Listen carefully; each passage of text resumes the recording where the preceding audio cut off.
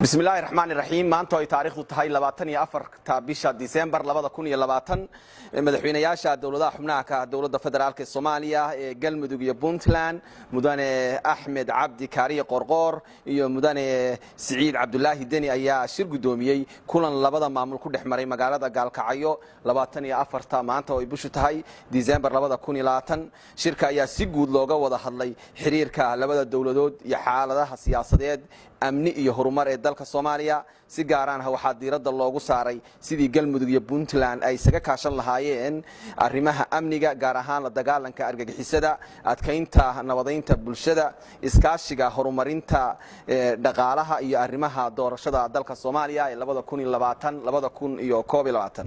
shirka waxa lagu gaaray qodobada soo socda كو شركو waxa uu ka tacsiyay oo tacsi u diray dhammaan intii ku dhimatay qaraxii argagixisada geysatay 19 December 2020 ka dhacay magaalada Gaalkacyo gaar ahaan saraakiishii mas'uuliyiintii iyo shacabkii ku dhintay labo in Galmudug iyo Puntland ay iska kaashadaan xoojinta amniga gudaha labada maamul iyo la dagaalanka argagixisada al-shabaab iyo Daesh saddex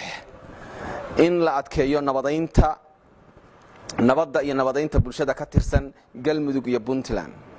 afar in la dhiirigeliyo lana xoojiyo iskaashiga horumarinta dhaqaalaha isu socodka ganacsiga iyo iskaashiga dhismaha hay'adaha dawliga ah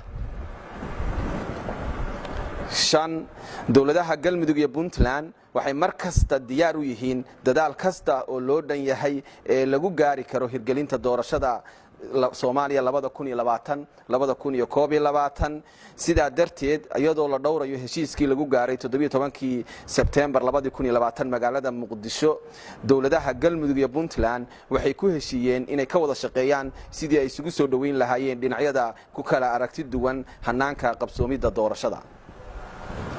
lix shirku waxa uu ugu baaqayaa dhammaan ummadda Soomaaliyeed in la ilaaliyo midnimada amniga iyo xasiloonida dalka lagana fogaado wixii keeni kara xasilooni darro iyo khalkhal amni ugu dambeyn todoba shirku waxa uu ka mahad celinayaa taageerada beesha caalamka ee dhismaha dawladnimada Soomaaliya arrimaha bini'aadantinimo iyo horumarinta dhaqaalaha shirku waxa uu ugu baaqayaa beesha caalamka inay gacan ka geystaan qabsoomida doorasho dhamaad aad iyo aad baa u mahadsantiin